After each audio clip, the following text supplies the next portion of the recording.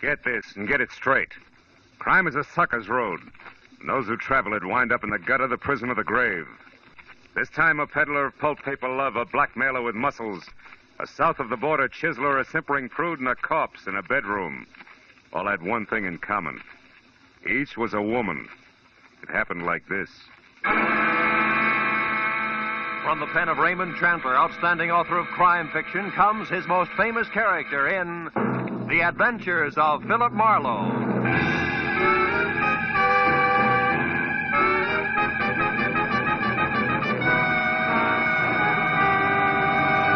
Now, with Gerald Moore starred as Philip Marlowe, we bring you tonight's exciting story, The Ladies' Night.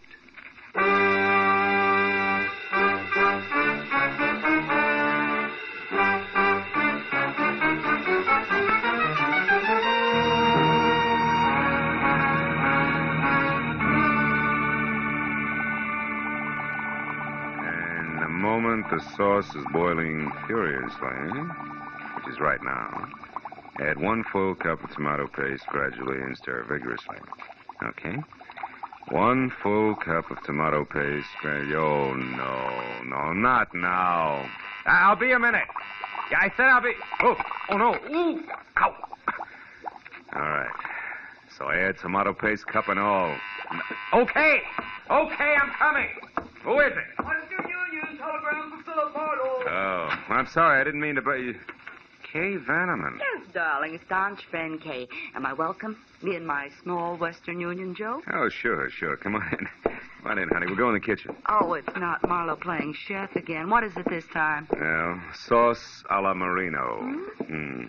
What's on your poor little rich girl's 14-carat mind tonight? You. It's Tuesday. Tuesday? Yes. This is meeting night in my crowd. The Greens Committee at the Country Club, the Beverly Hills Male Choir, the veterans of this and that.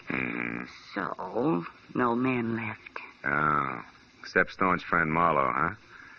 Look, Kay, baby, just because I...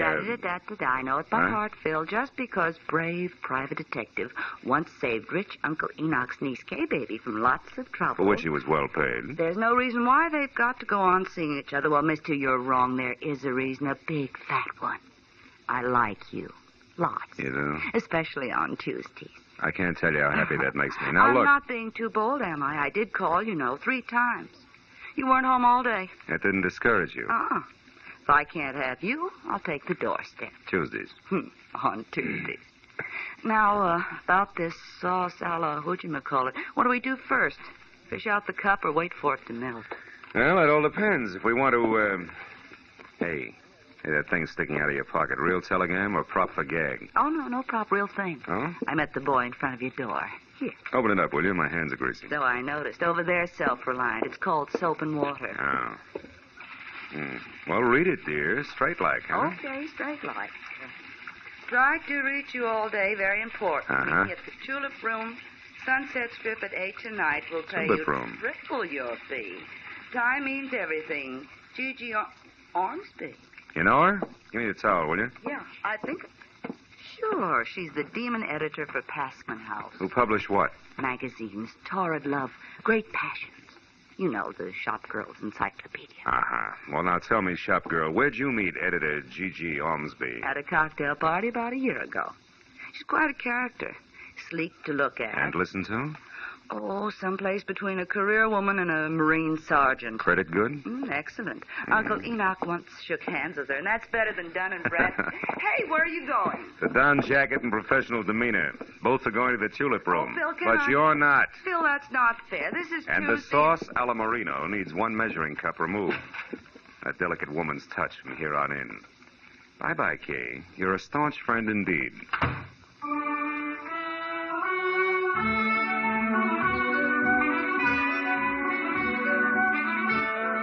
The Tulip Room was one of those extra chic spots, curled up at the foot of the Hollywood Hills, where the velvet and the maitre d's tone of voice made you sure you had egg on your vest.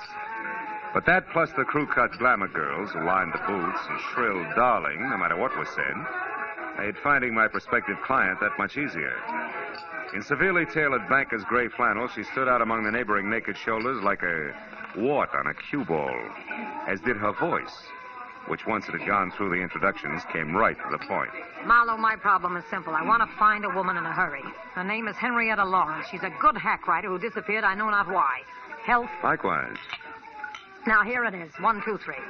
A couple of weeks ago, Henrietta Lawrence showed up in my office from someplace like Seattle or Portland, I forget which, and handed me an outline for a 3-installment serial story that was excellent, according to our standards. 3 days ago, she brought in the first 2 installments, also excellent. But the day before yesterday, when the 3rd installment was due, I was sitting in my office window when this happened. She only got as far as the front door. What happened? I don't know. She saw somebody going by slowly in a car. Scared the daylights out of her, and she hobbled for a cab. Wait a minute. Did you say hobble? Yes, she limps. Uses a cane. Anyway, she piled into this cab and took off. Haven't had a word from her since. I'm worried, Marlowe. She's a nervous thing, the kind who'd go to pieces, little ones fast. So I want you... Gigi owns the hours I live and breathe this damn nightclub here, darling. I want busy, Jeanette, busy. So I see. And what's the handsome gentleman's name, or am I supposed to guess? It's Dracula, darling. We're counting the white throats. Goodbye. Oh, Gigi, you're priceless. Goodbye, Jeanette. This is business strictly. Well, I was only being friendly. Excuse me, darling. Happy business. Oh, what they let loose after dark. Anyhow, Marlowe, I want you to find this girl. She may be in an awful jam. Now, what do you want to know? Well, description might help, Gigi. Okay.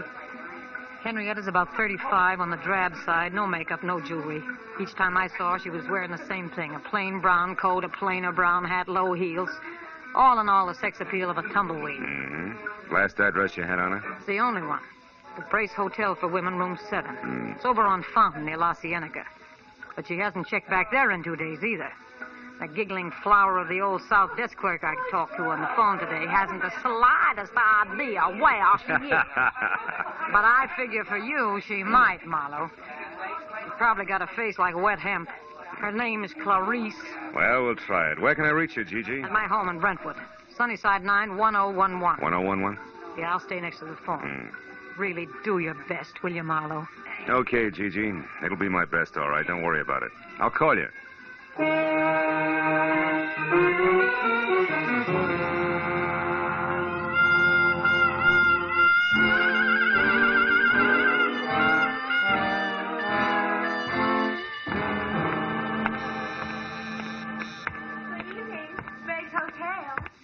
Violet Moore? One moment, please. Go ahead. Oh, hello. Can I help you? Are we alone? Is the switchboard closed? Why, yeah. Good. You see, I'm a private detective named Marlowe, Clarice. A private detective? And you know my name. Oh, we find things out. Oh, how can poor little old me help you? Well, it's about Henrietta Lawrence, the girl with the cane. She's in trouble, and I think it's a man. So do I. Who? Well, I don't know. You sure? Positive. She was always so quiet, so mysterious. It was enough to make a body curious. Oh. So one night I followed her. She went to Annie Stringer's Hollywood Health Club. That's a ladies' Turkish bath over on Santa Monica Boulevard in Doheny. Well, maybe she ducked in there because she knew you were following her. Oh, no, I was very careful. Besides, she had something to say to a woman there. I know. I saw him talking in the doorway when I went by. Couldn't see who it was, though. No man, huh? No. But I keep my eyes open when she comes back. Oh, you do just that. Keep them wide open, Clarice. They're lovely eyes. Oh. Good night, honey.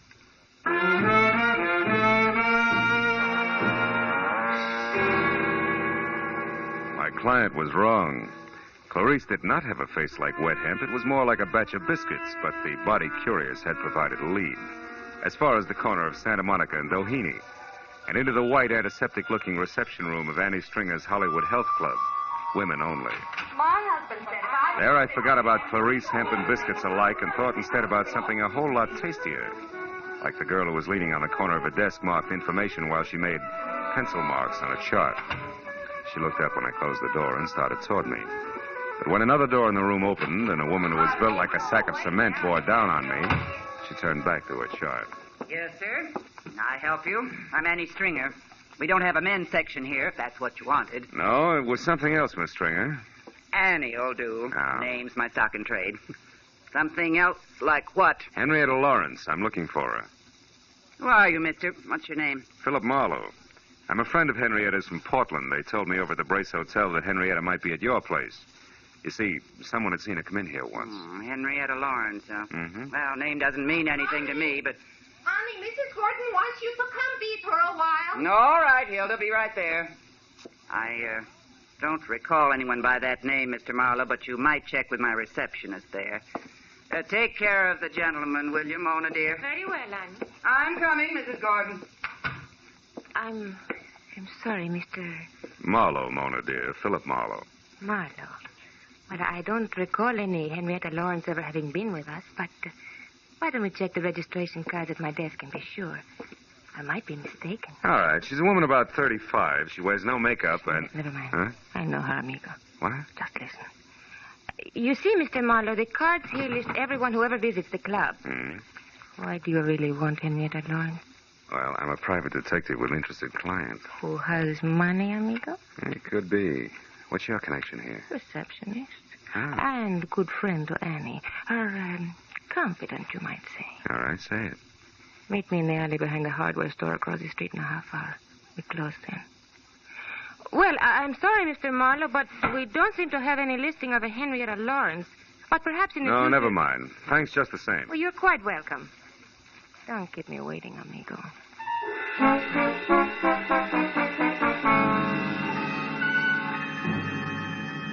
I killed most of the 30-minute wait at an all-night beanery a block away where I drank bad coffee and listened to a special monologue from a waitress, which was worse. And at exactly 10:30, I stepped into the street and walked to the alley behind the hardware store. Moved cautiously toward the dark shadow of the building until a hand that gripped like a bear trap snapped shut on my upper arm, while another locked my wrist high into my back. 1 inch, Mr. Marlowe, and I'll break it off and hand it to you. I was a lady wrestler, understand? Oh, do I still call you Annie? Never mind the wisecracks. It's been a long day, and I haven't got patience. Now, what's your angle, Flatfoot? Slip, baby, in more ways than one. Start talking. All right. Henrietta came from Seattle, not Portland. So now some advice. Forget Henrietta Lawrence, Shamus. You can't do her any good. You're a liar, Annie, and you know it. Wasting your breath, Shamus. That's bluff, Annie. Hot air. Yeah? I suppose that goes for the letter, too, I suppose. Letter? You slipped again, kid. What about it? You don't know what letter I'm talking about. But Mr. Marlowe, Henrietta Lawrence does. So tell her to call off the bloodhound, or that letter will go right to the cops. They'll know exactly what to do with it. Get going, sweetie. Oh, Hey. I'll blow the top of your head off. Go on, beat it while you can still walk. Go. All right. But I'll be around, Marlowe. So don't forget the message I gave you for Miss Lawrence.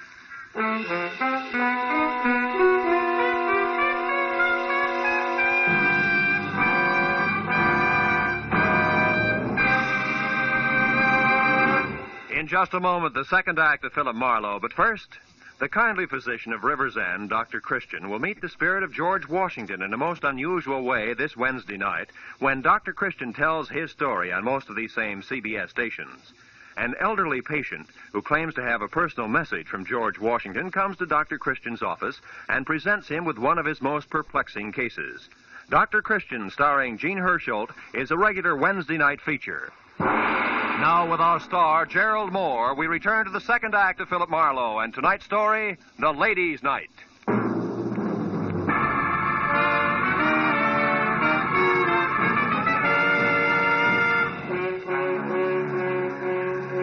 Kay watched Annie Stringer lumber out of sight down the alley. And she turned, tossed me an I told you so smile, and lit a cigarette for me. Here.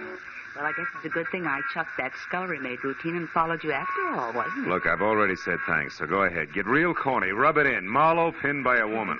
That was no woman, Phil. It was the late gargantuous cousin. Yeah, I was also outnumbered and surrounded.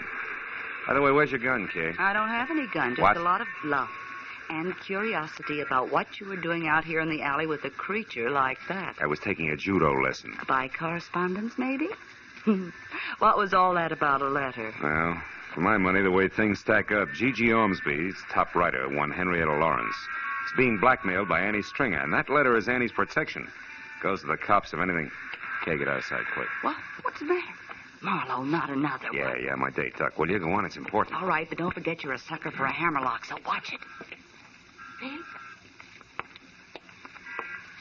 Senor Marlowe? Over here, Mona. Oh, see. You are here. Are we alone? Yeah, we're alone. Good. It is worth my life what I'm going to tell you. And we like me alive, no? Look, what is it, Mona? You know something about Henrietta Lawrence? See, more than enough. There's a certain letter. Oh, you know about that, huh? Sure. I know where it is and what it says. Bless you, baby. Where is it? I want that letter bad. Nice. Nice? See, and I would love to give it to you for nothing, but... But what? But my poor mother, she needs an operation. My father, the mortgage on the rancho. Your little sister wants music lessons. Come on, kid. How much? How much is the life of Henrietta Lawrence worth, Phil, dear? To me, to you, to Henrietta Lawrence. Her life, huh? I'll see what I can do. You better do real good, amigo. It's a very serious thing. I take a great risk. Annie Stringer is stupid, but she's also strong like a bull. You come to my apartment, 8310 North Ardmore, number D. 1 hour. D, huh? Okay, I'll be there. Good. And please, amigo, you don't hold hard feelings against me. Not for this. You know, business is business. Pleasure's pleasure, no? Maybe we can mix them. In an hour. I'll be waiting for you, Phil. How do you like that? It was as touching a little scene as I've ever witnessed. Skip it, Kay. This deal is liable to get rough before it's over, and I've got a call to make. Let's go. And I was dumb enough to warn you against the hammerlock. The hammerlock that kid holds is like a pat on the head. Can I go with you just for laughs? Yeah. We're going to call on my client. You're scramming. Come on.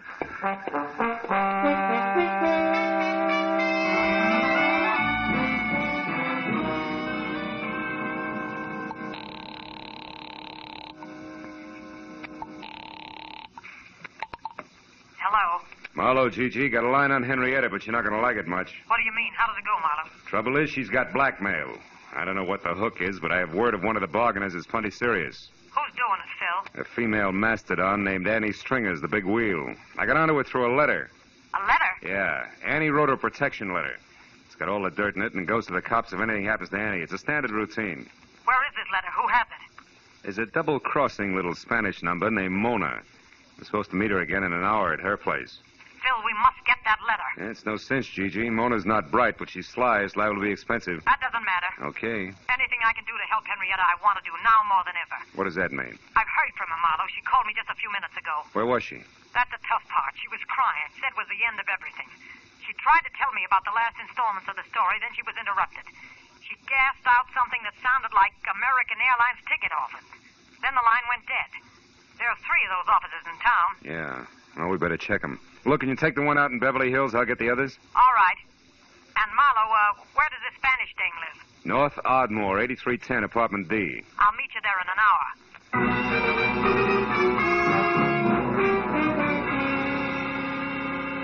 When Gigi hung up, I sent Kay to check the airline office in Hollywood for a woman carrying a cane and a big load of trouble, telling her to call me at the downtown agency within half an hour. Then I headed south for the office on 6th Street. Halfway down, it began to rain. You know, the kind of dismal, misty drizzle that makes your clothes smell like blankets at a fire sale.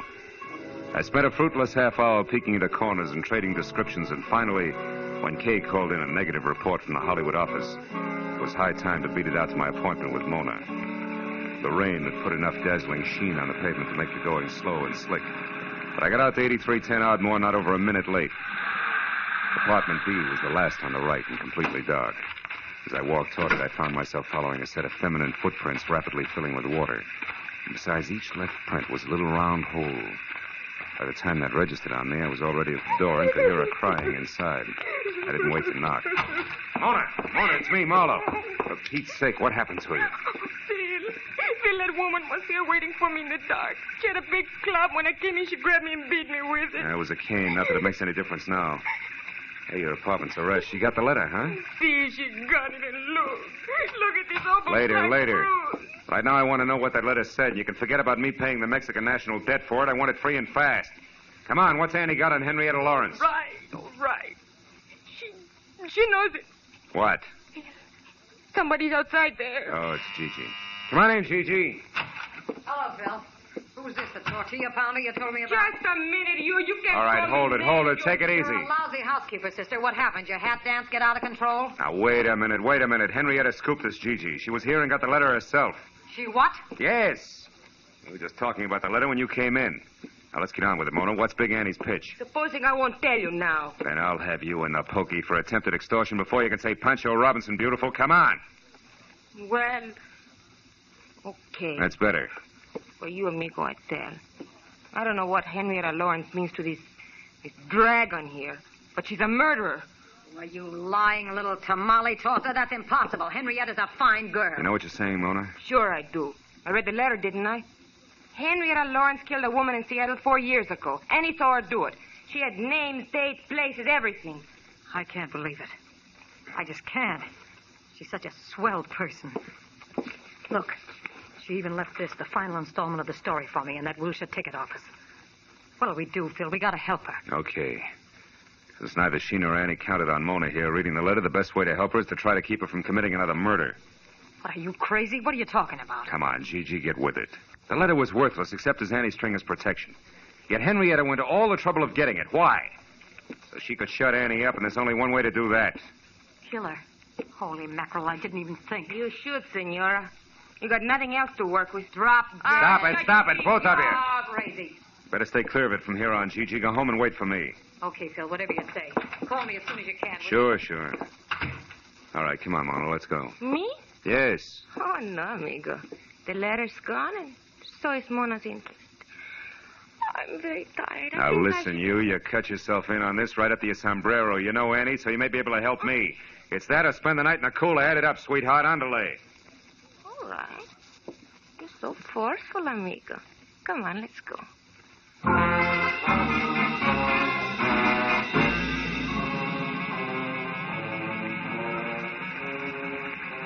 Well, Annie's not in her apartment, and she's not around the health club. What's next, Mona? Where else would she be? Search me, amigo. Think, will you? Has she had any appointments lately that didn't fit with her regular routine? Well, she went out on Fountain Avenue in a big hurry a couple of Fountain days. Avenue? That's where Henrietta's been staying, in a hotel out there. The Brace Hotel? That's it, on the nose. Is Annie dumb enough to go there now tonight? Sure. She's stupid. And her strength makes her reckless. That's it. Let's go.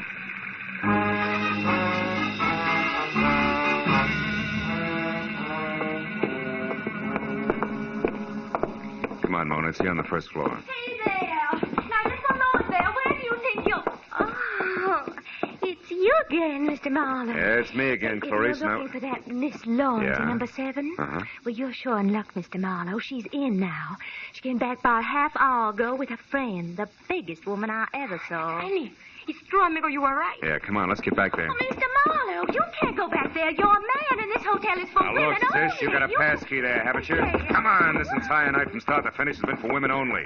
Getting sick and tired of it, present company included. Now, where's number 7? Phil, this is it right here. Henrietta! Unlock it, Clarice, fast. Get back.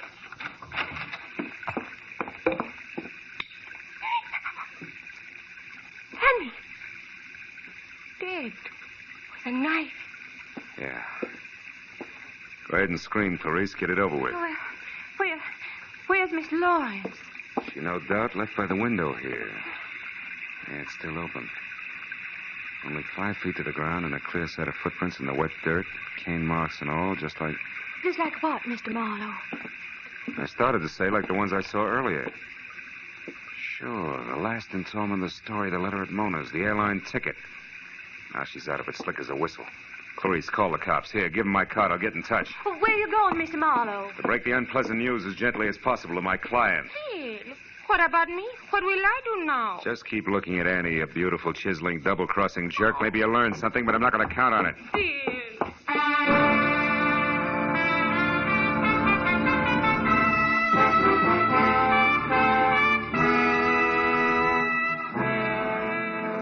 Gigi had a lot of lights on in a glossy Brentwood house.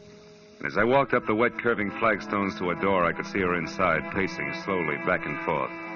An impatient cigarette in one hand, a stiff brace of brandy in the other. Whatever Gigi Ormsby really thought or felt about Henrietta Lawrence then, I couldn't tell.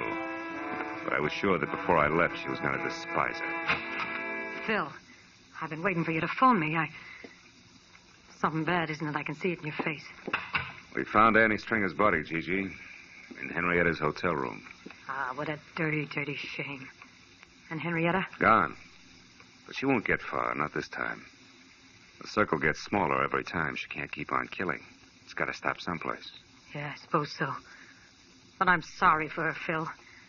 I hope she got a plane ticket tonight and is miles away by morning. I hope she gets a break this time. She didn't buy a ticket.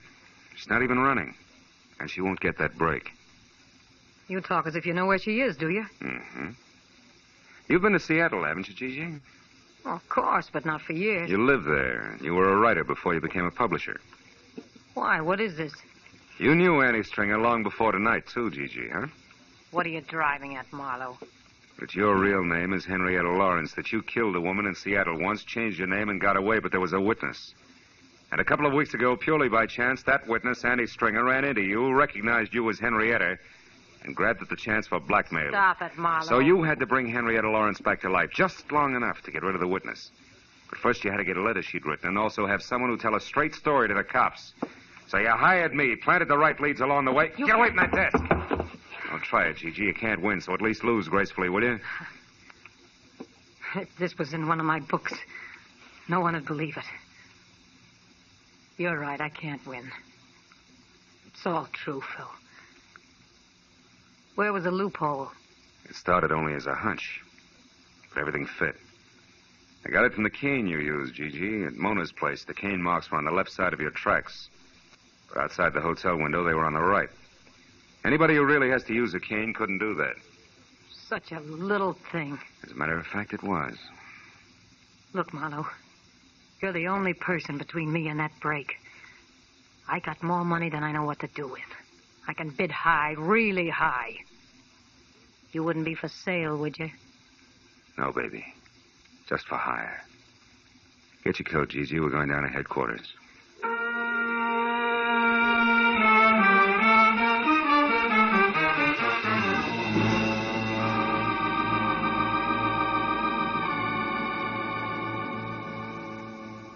Getting the whole business down on police stationery, one orderly step at a time, is a process as full of, well, as full as the fiscal report of the First National Bank.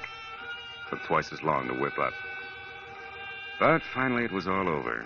I was on my way home to my bachelor apartment. And then I remembered something. Never mind explaining what took you so long, darling. You're here now. Dinner is ready and waiting, and the martinis are ice cold. Just come on in and close the door. Yeah.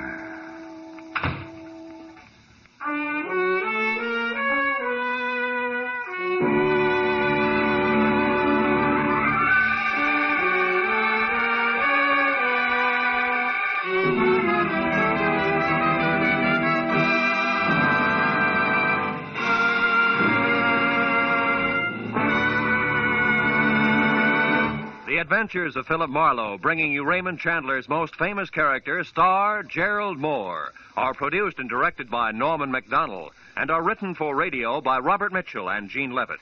Featured in the cast were Jeanette Nolan, G.B. Hunter, Constance Crowder, Lillian Baeff, Gene Bates, and Michael Ann Barrett. The special music is composed and conducted by Richard O'Runt.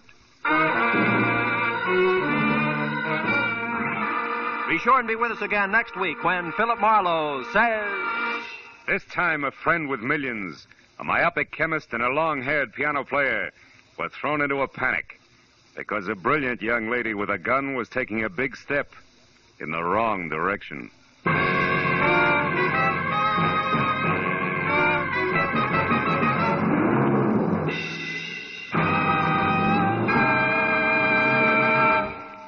CBS wishes to remind you that Lum and Abner's wonderful down-to-earth Cracker Barrel humor is heard every week on most of these same CBS stations. This is CBS, the Columbia Broadcasting System.